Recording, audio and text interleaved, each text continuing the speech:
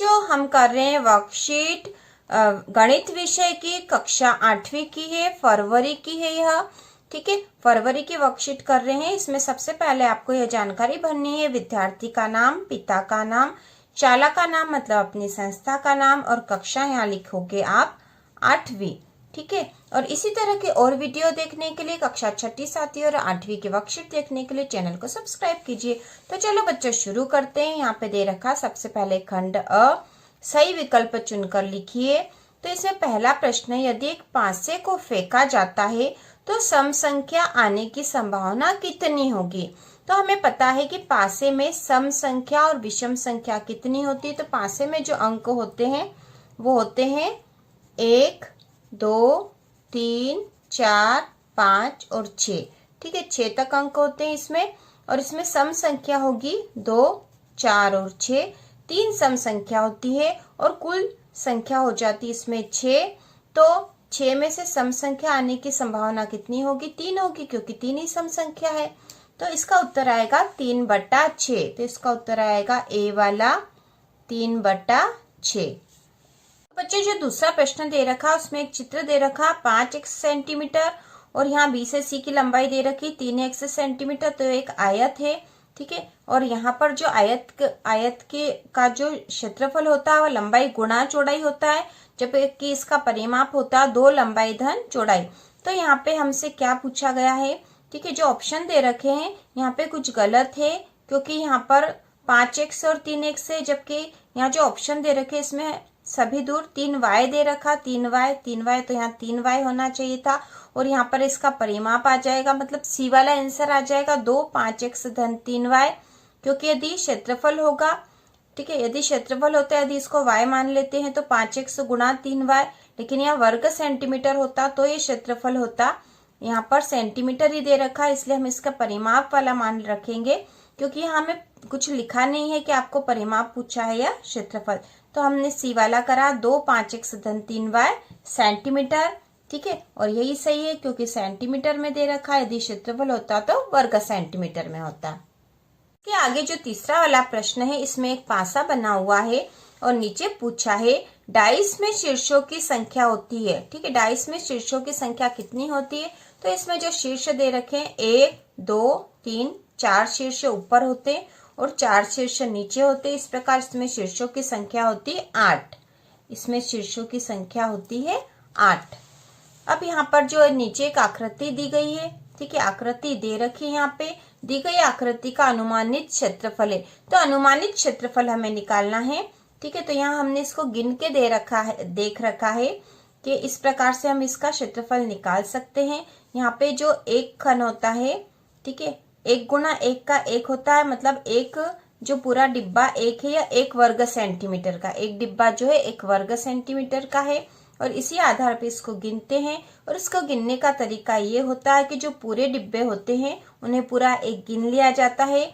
जो आधे से अधिक होता है उसे भी एक गिन लिया जाता है। ठीक है, और फिर जो आधे आधे होते हैं उन्हें करके एक गिन लेते हैं। इस प्रकार से गिना जाता है। तो हमने इसको गिन लिया है। तो देखो बच्चों, ये है, हमने इसको इस तरह से गिन लिया कि एक जो पूरे डिब्बे हैं और जो आधे से अधिक है उनको पहले गिन लेते हैं। तो ये हो जाएगा 1, 2, 3, फिर यहाँ से 4, 5, 6, 7, 8, 9, और ये वाला जो है ये लगभग आधा है, इसलिए हमने इसको छोड़ दिया है। 9 के बाद 10, 11, 12, 13, 14 और ये 15, इसे पूरा गिन लिया क्योंकि आधा से अधिक है। 15 के बाद 16, ये लगभग आधा है, इसलिए इसको छोड़ दिया अभी। 16, 17, 18, 19, 19 के बाद ये जो आधा था और ये आधा, ये दोनों 20 और ये भी 20 है। ठीक है, ये दोनों को हमने 20-20 लिख दिया। ये दोनों आधा होके एक हो गया है। तो इस प्रकार ये 20 हमने पूरे गिन लिए हैं। ठीक है, जो छोटे छोटे से बच गए थे उनको हमने छोड़ दिया, क्योंकि हमने इसमें आधे से अधिक वाले लिए थे, उसमें एडजस्ट हो जाएगा। इस प्रकार यहाँ कुल 20 हो गए हैं और इसका उत्तर होगा 20 वर्ग इकाई। ठीक है, 20 वर्ग इकाई। तो इसका उत्तर होगा डी वाला 20 वर्ग इकाई। और इसका गिनने का यही तरीका होता है बच्चों, पूरा जो डिब्बा होता है उसे पूरा गिन लिया जाता है और आधे से अधिक वालों को भी गिन लिया जाता है। इस प्रकार से इसकी पूरी गिनती होती है और यह हो गया 20 वर्ग इकाई। अब अगला जो है 12 एवं 13 के वर्ग के बीच कितनी संख्या है। ठीक है, तो 12 का वर्ग निकाल लेते हैं और 13 का वर्ग निकाल लेते हैं और उनके बीच की संख्या हमें पता चल जाएगी। तो 12 का जो वर्ग है 12 का वर्ग बराबर होगा 12 गुणा 12। ठीक है, और इसका गुणा कर देंगे 12 दूना 24 की 4, हासिल का 2, 12 एकम 12, 13 14 144 होता है। उसी प्रकार 13 का वर्ग होगा 13 गुणा 13। ठीक है, 13 गुणा 13, इसका गुणा करके देख लेते कितनी संख्या आती है। तो 13 तिया 39 की 9, हासिल का 3, 13 एकम 13, 14 15 16, 169 होते हैं। तो इन दोनों के बीच कितनी संख्या आती ये पूछा गया, तो हम इनको घटा के देख लेते हैं। 169 में से 144 घटा लेंगे तो 169 में से 144 घटाएंगे तो हमें कितना प्राप्त होंगे। तो 9 में से 4 गए तो बचे 5, 6 में से 4 गया तो 2 और इधर 0, तो 25 मिले हैं। ठीक है, 25 प्राप्त हुए हैं, लेकिन इनके बीच की संख्या पूछी है। ठीक है, 12 एवं 13 के वर्ग के बीच कितनी संख्या है, तो 1 घटा देंगे इसमें से। ठीक है, 1 कम हो जाएगी क्योंकि बीच की संख्या पूछी इसलिए। तो यहाँ पे हो जाएगी 24, तो इसका आंसर आएगा ए, 24। ठीक है, अगला जो प्रश्न नंबर 2 है, नंबर दूसरा करेंगे। रिक्त स्थानों की पूर्ति कीजिए। इसमें पहला जो प्रश्न है इसमें अंक दे रखे हैं और का बहुलक है। बहुलक निकालना, तो बहुलक वह अंक होता है जो, ठीक है, जो उस सारणी में सबसे अधिक बार आता है, जिसकी आवृत्ति अधिक बार होती है वही बहुलक होता है। तो यहाँ पे जो है 2 की आवृत्ति यहाँ 3 बार हुई है। ठीक है, 3, तो 3 जो संख्या उसकी आवृत्ति हुई 1 2 3 और 4 बार हुई है। और 4 है, 4 की आवृत्ति भी 1 2 3 4 बार हुई है। और 5 की आवृत्ति हुई है 3 बार। तो यहाँ के बहुलक हो जाएंगे 3 व 4। ठीक है, 3 और 4 जो है इसके बहुलक है। तो यहाँ बहुलक 3 व 4 है। अब प्रश्न नंबर दूसरा है, एक कार 1 लीटर पेट्रोल में x-2 किलोमीटर चलती है, तो यह y लीटर पेट्रोल में चलेगी। तो 1 लीटर पेट्रोल में चल रही है x-2, तो y लीटर पेट्रोल में कितनी चलेगी, तो यहाँ पे हो जाएगा y गुना x-2। ठीक है, y गुना x-2, क्योंकि 1 लीटर में चल रही है x-2। ठीक है, यहाँ पे कुछ नहीं, 1 तो होता ही है, तो 1 लीटर में चल रही है x-2, तो y लीटर में चलेगी बराबर y गुना x-2 चलेगी। अब यहाँ पे तीसरा प्रश्न है, त्रिविमीय आकृति में आकृति शीर्ष और किनारों का अभाव होता है, तो कौन सी आकृति में होता है, तो यहाँ आ जाएगा गोला। गोला जो होता है इसमें शीर्ष और किनारों का अभाव होता है। उसके बाद चौथा है, यदि किसी वर्गाकार आकृति की भुजा का माप तिगुनी कर दी जाए तो उसका क्षेत्रफल गुना हो जाएगा।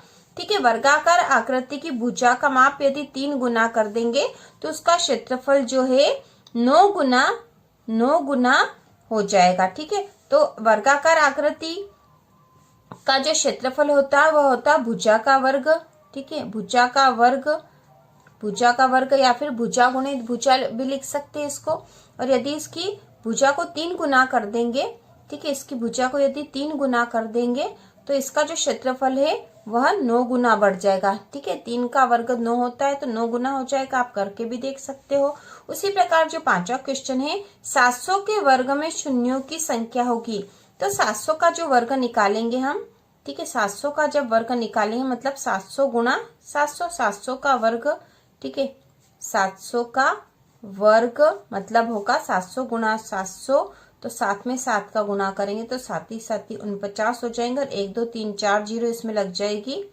ठीक है, तो इसमें जो शून्यों की संख्या हो जाएगी 4। ठीक है, शून्यों की संख्या होगी 4। अब तीसरा है, निम्नांकित प्रश्नों को हल कीजिए। इसमें पहला, एक विद्यार्थी अपने विद्यालय के मैदान में वृत्ताकार पथ पर, जिसका व्यास 42 मीटर है, पर दौड़ता है, वह 7 चक्करों में कितनी दूरी तय करेगा। तो ये वृत्त दे रखा है और वृत्त का व्यास दे रखा 42 मीटर और 7 चक्कर वह पूरे करेगा, तो वृत्त का जो पूरा चक्कर लगता है यहाँ से यहाँ तक का, तो उसे वृत्त की परिधि कहते हैं। ठीक है, तो वृत्त की परिधि में वह कितने चक्कर लगाएगा? 7 चक्कर लगाएगा। तो वृत्त की परिधि, ठीक है, वृत्त की परिधि इसलिए निकाल दे बच्चों कि जब वह बच्चा एक चक्कर लगाएगा मतलब वह उसकी परिधि पूरी करेगा। तो वृत्त की यह जो गोलाई वाली दूरी होती है उसे परिधि कहते हैं, ठीक है। तो वृत्त की परिधि बराबर होती है 2 पाई आर, 2 पाई आर। तो वृत्त की परिधि निकालने के लिए यहाँ पर हमें आर जो होती त्रिज्या होती, आर त्रिज्या होती, त्रिज्या पता होना चाहिए, लेकिन यहाँ व्यास दे रखा है तो हम त्रिज्या निकालेंगे। तो त्रिज्या जो होती है व्यास का आधा होती है, तो त्रिज्या बराबर व्यास बटा 2। तो यहाँ व्यास दे रखा 42 मीटर, तो 42/2 बराबर हो जाएगा 21 मीटर। तो हमें त्रिज्या पता चल गई, हमें इसकी परिधि निकाल लेंगे। तो परिधि हो जाएगी परिधि बराबर 2 पाई आर, ठीक है। तो बराबर 2 गुणित पाई है 22/7 गुणा आर कितना है? आर हमने अभी निकाला 21, ठीक है। अब इसको 7 एकम 7, 7 या 21 हो गया है। तो 2 गुणा 22 गुणा 3, ठीक है, 2 गुणा 22 गुणा 3। तो इसका मान हो जाएगा 3 दूना 6, फिर 3 दूना 6, ठीक है, गुणा 2, तो बराबर हो गया 2 छंग 12 की 2, 80 का 1, 2 छंग 12 और 1 13, 132 मीटर जो है इसकी परिधि है। अब वो बच्चा जो है 7 चक्कर लगा रहा है, परिधि के 7 चक्कर लगा रहा है, तो उसका मान होगा 7 गुणा 132, ठीक है। तो इसका मान हो जाएगा 7 दूनी 14 की 4, 80 का 1, 7 या 21 और 1 22 की 2, 80 का 2 और 7 एकम 7, 8 9, तो 924 जो है 924 मीटर की दूरी वह तय करेगा, ठीक है, 924 मीटर की दूरी वह तय करेगा। अगला प्रश्न जो है इसी का सेकंड वाला दे रखा है। यहाँ पे भी एक वृत्त बना रखा है, ठीक है, और यहाँ पे कोण दे रखे हैं।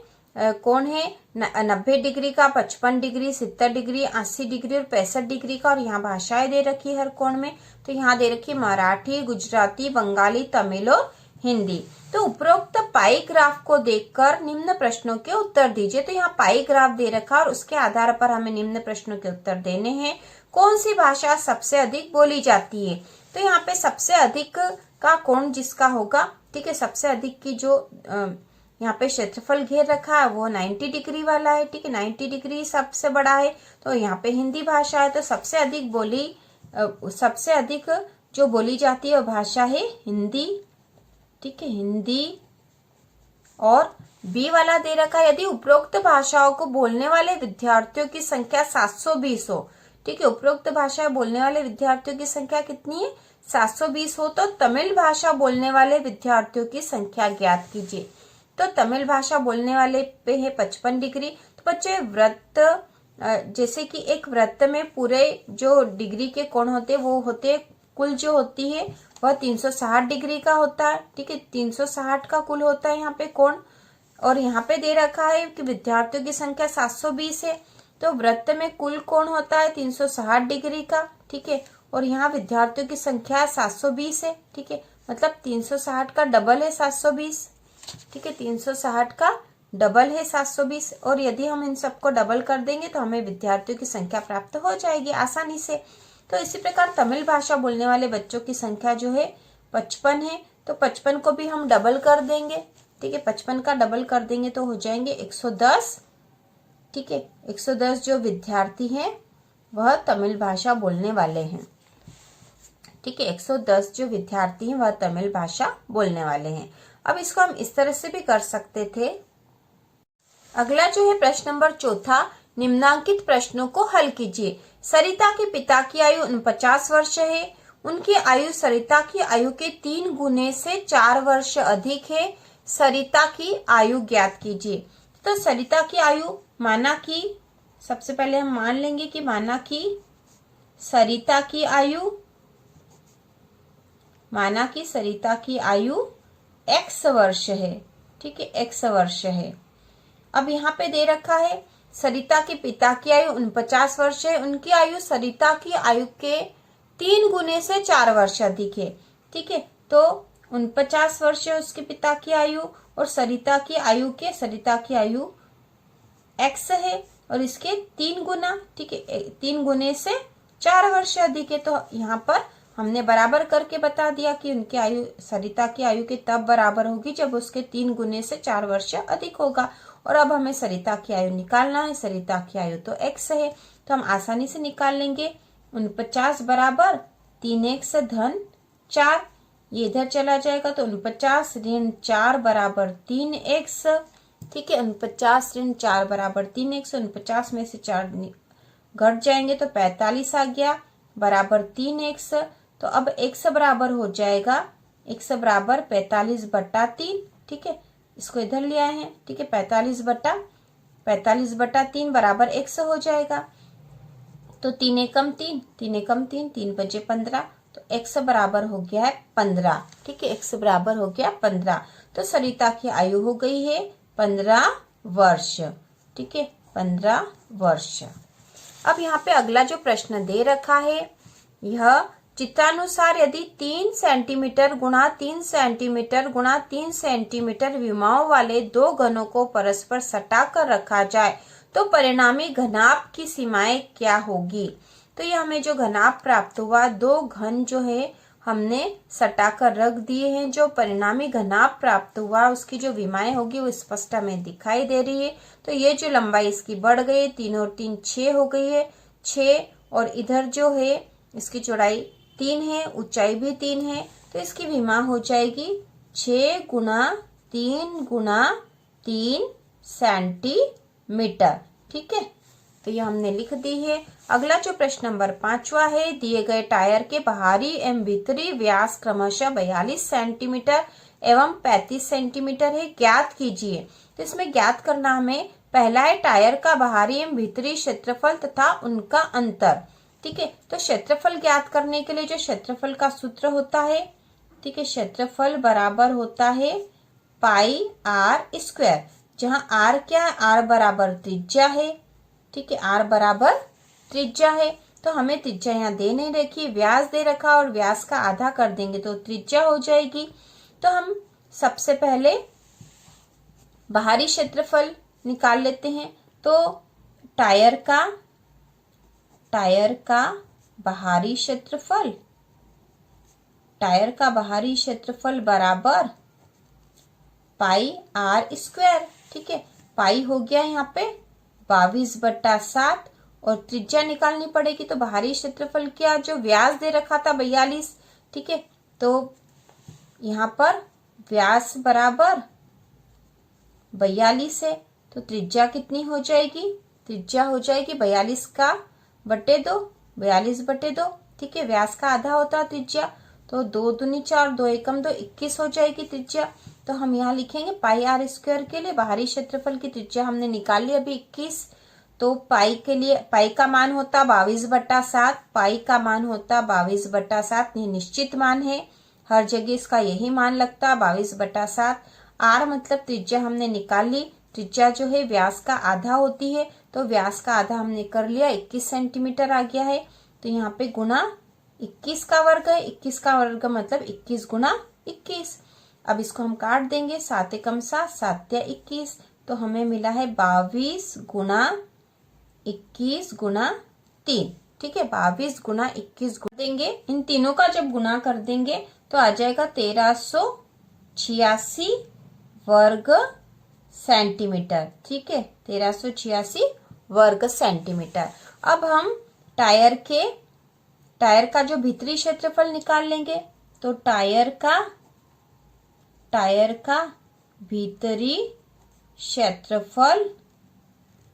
क्षेत्रफल भी होगा पाई आर स्क्वायर बराबर पाई का मान 22/7 होता है गुणित आर, त्रिज्या निकालनी पड़ेगी। तो यहाँ पे जो है व्यास 35 सेंटीमीटर है, तो त्रिज्या क्या होगी, व्यास का आधा, तो 35/2 करना पड़ेगा हमें, ठीक है। तो यहाँ पे हम अलग से निकाल लेते हैं, ठीक है, यहाँ अलग से निकाल लेते हैं कि यहाँ व्यास जो है 35 है, व्यास 35 है, तो त्रिज्या क्या होगी, त्रिज्या हो जाएगी 35/2 बराबर 2 एकम 2, 2 7 14, 2 पंजे 10, 17.5। तो 17.5 का वर्ग होगा क्योंकि आर का स्क्वायर है, 17.5 गुणा 17.5, ठीक है। तो जब हम इसको हल कर लेंगे, ठीक है। 17.5 गुना 17.5 गुना 22 का गुणा कर देंगे तो हम इसको ऐसे भी कर सकते हैं, 7 से भाग लगा देंगे, 7 एकम 7, 7 दूनी 14, 15 16 17, 3 बचे, दशमलव आया, 7 पंजो 35। तो अब हमारे पास हो गए हैं 22 गुना 17.5 गुना 2.5। तो इन तीनों का जब गुणा कर देंगे, यहाँ पे जो इसका मान आएगा इन तीनों का गुणा कर देंगे तो आ जाएगा 962.5। ठीक है, 962.5 वर्ग सेंटीमीटर। अब हमें इसका अंतर निकालना है। तो ठीक है, अंतर निकालने के लिए हम ये जो टायर का बाहरी क्षेत्रफल है उसमें से भीतरी क्षेत्रफल को घटा देंगे। ठीक है, तो यहाँ पे आ जाएगा 1386 ऋण 962.5 और इसका मान आ जाएगा 423.5 सेंटीमीटर। ठीक है, अंतर है इसलिए हम सीधे सेंटीमीटर लिख देंगे, 423.5 सेंटीमीटर। ठीक है, तो यह इसका आंसर है। यहाँ पर आगे है टायर को लुढ़काने पर उसके द्वारा 6 चक्करों में चली गई दूरी। तो टायर को लुढ़काने में जो चली गई दूरी होगी वो उसकी परिधि कहलाती है। ठीक है, उसकी परिधि कहलाती है और परिधि का मान होता है 2πr। परिधि का जो सूत्र है वह है 2πr। ठीक है, तो यहाँ पे उसके 6 चक्करों में चली गई दूरी बतानी थी और यह जो है टायर को जब लुढ़काएंगे तो उसके जो बाहरी वाला भाग है उसकी परिधि निकाली जाएगी। तो 2 गुना 22/7 गुना जो 21 आ जाएगा। ठीक है, बाहरी व्यास की जो त्रिज्या थी वह आएगी क्योंकि यहाँ पे जो यहाँ पर टायर को लुढ़काएंगे तो उसके बाहरी वाले भाग की त्रिज्या लिखनी थी हमें। तो इसका मान जो है यहाँ पे काट देंगे, 7 एकम 7, 7 या 21, 2 गुना 22 गुना 3। ठीक है, इसका मान आ जाएगा 22 दूना 44, 44 गुना 3 बराबर 132। ठीक है, इसकी बाहरी जो टायर है उसकी परिधि का मान आ गया 132 क्योंकि उसने 6 चक्कर लगाए हैं तो 132 गुना 6 लिखना पड़ेगा हमें, बराबर आ जाएगा 792 सेंटीमीटर। ठीक है, 792 सेंटीमीटर, 792 सेंटीमीटर। अब आगे प्रश्न दे रखा है, एक विद्यार्थी के 2 सत्रों का प्रदर्शन निम्नानुसार है। तो विद्यार्थी के 2 सत्रों का प्रदर्शन दे रखा है, प्रथम सत्र और द्वितीय सत्र। तो प्रथम सत्र में उसके जो हिंदी, अंग्रेजी, गणित, विज्ञान और सामाजिक विज्ञान के अंक दे रखे हैं। उसी प्रकार द्वितीय सत्र में भी हिंदी, अंग्रेजी, गणित, विज्ञान और सामाजिक विज्ञान के अंक दे रखे हैं। और यहाँ पे नीचे हमसे पूछा था, सारणी में दिए गए आंकड़ों से उपयुक्त पैमाना लेकर एक दोहरा दंड आलेख खींचिए एवं निम्नानुसार प्रश्नों के उत्तर दीजिए। तो यह दंड आलेख हमने खींच दिया है, जहाँ पर दंड आलेख हमने खींच दिया है। ठीक है, जहाँ पर इस तरफ तो हमने उसके जो अंकों का मान रखा है और इस तरफ उसके विषय रखे हैं। ठीक है, विषय रखे हैं हिंदी, अंग्रेजी, गणित, विज्ञान और सामाजिक विज्ञान और अंकों के आधार पर दंड आलेख बना दिया है। उसके जितने अंक प्राप्त हुए थे उसके आधार पर यह दंड आलेख बना है। बच्चों आप देख सकते हो और आप इस तरह का बना सकते हो। इसके बाद जो इससे प्रश्न पूछे हैं, ठीक है, आप ऐसा इसके अंकों के आधार पे इसे बनाना है। यहाँ का मान जो है अंकों के आधार पे दोनों सत्र के हैं। ठीक है, प्रथम सत्र का पहले है, फिर उसके बाद द्वितीय सत्र का, हर विषय में ऐसे ही बना रखा है, पहले प्रथम सत्र का, फिर द्वितीय सत्र का, प्रथम सत्र का, द्वितीय सत्र का। ठीक है, तो आप इस तरह से बना सकते हो। इसके बाद जो प्रश्न पूछा है, विद्यार्थी ने प्रथम सत्र में किस विषय में अधिकतम एवं किस विषय में न्यूनतम अंक प्राप्त किए। तो प्रथम सत्र में किस विषय में अधिकतम अंक प्राप्त किए, तो प्रथम सत्र में अंक थे उसके 65, 74, 85, 82 और 75। तो सबसे अधिक अंक थे 85। ठीक है, और जो कि गणित में उसे प्राप्त हुए थे, और सबसे कम अंक थे उसके 65 जो कि हिंदी में आए थे। तो हम यहाँ लिख देंगे, विद्यार्थी ने प्रथम सत्र में किस विषय में अधिकतम और किस विषय में न्यूनतम अंक प्राप्त किए। तो हम लिखेंगे गणित विषय में अधिकतम। ठीक है, गणित विषय में अधिकतम एवं हिंदी विषय में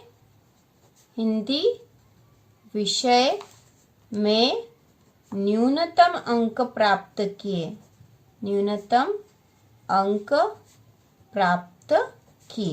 ठीक है, उसके बाद अगला प्रश्न था, विद्यार्थी का गणित विषय के प्रदर्शन में सुधार का प्रतिशत ज्ञात कीजिए। तो गणित विषय में उसे प्रथम सत्र में 85 अंक प्राप्त हुए थे, जबकि द्वितीय सत्र में उसे 95 अंक प्राप्त हुए थे। और जो अंकों का सुधार था वह 10 अंकों का सुधार हुआ था, क्योंकि उसे 10 अंक अधिक प्राप्त हुए थे। और यह सुधार का जो प्रतिशत था, क्योंकि उसके प्रथम बार उसके 85 आए थे, ठीक है, तो 85 जो थे, प्रथम बार उसके 85 अंक प्राप्त थे, तो 85 में इसका कितने अंकों का सुधार हुआ? तो 85 का माना कि 100% सुधार हुआ, तो 100/100 बराबर 10, क्योंकि 10 अंक का सुधार था। और प्रतिशत निकालना हमें, तो हमें 100/100, और यह कितने प्रतिशत होगा निकाल लेते अभी हम, ठीक है। तो 100 बराबर हो जाएगा 10 गुना 100/85, ठीक है, 10 गुना 100/85, तो ये हो जाएगा 1000/85। तो 1000 में जब 85 का भाग लगाएंगे, 85 का भाग लगाएंगे तो आ जाएंगे 11.76%, ठीक है। इसका आंसर हो जाएगा 11.76%। अगला जो खंड ब है वह प्रोजेक्ट कार्य है। इसमें निर्देश दे रखे हैं, विद्यार्थी अपने घर या आसपास के परिवेश से कम 5 वृत्ताकार वस्तुओं का चयन करें। तो आपको 5 वृत्ताकार वस्तुओं का चयन करना था। चयनित वस्तुओं की त्रिज्या, व्यास एवं परिधि का मापन करें। उपरोक्त मापों की सहायता से निम्नांकित सारणी को पूरा करें।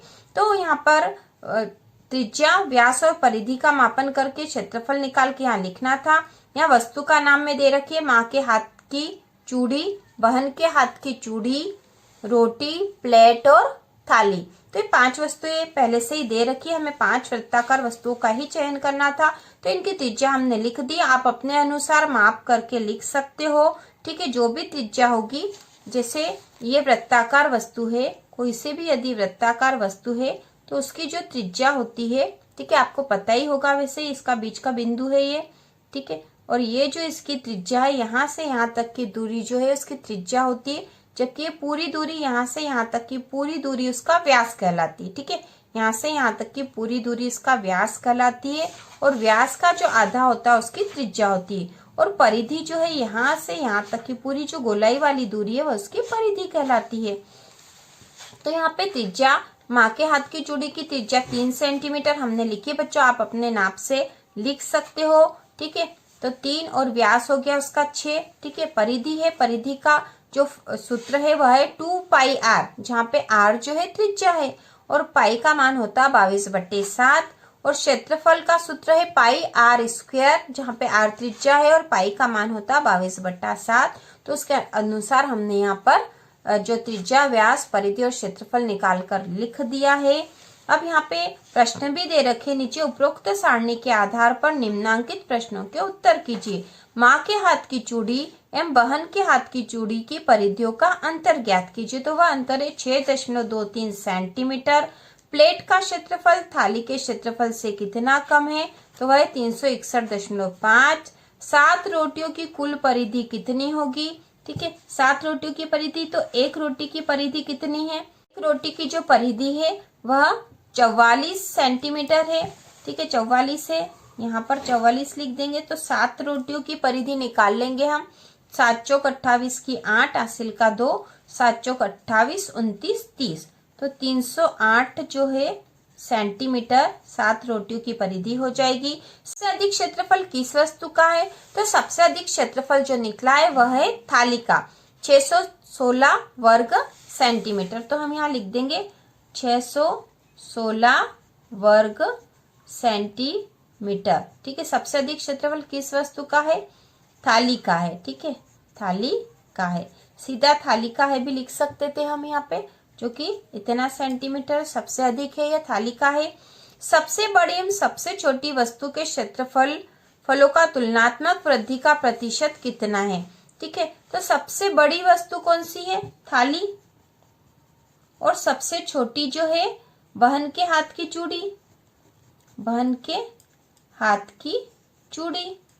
ठीक है, इसका जो तुलनात्मक वृद्धि का प्रतिशत जब निकालेंगे तो इसे 100 से भाग लगा देंगे तो हमें वृद्धि का प्रतिशत आ जाएगा। इस प्रकार यह सारे सवाल हो चुके हैं, और इसी तरह के और वीडियो देखने के लिए चैनल को सब्सक्राइब कीजिए।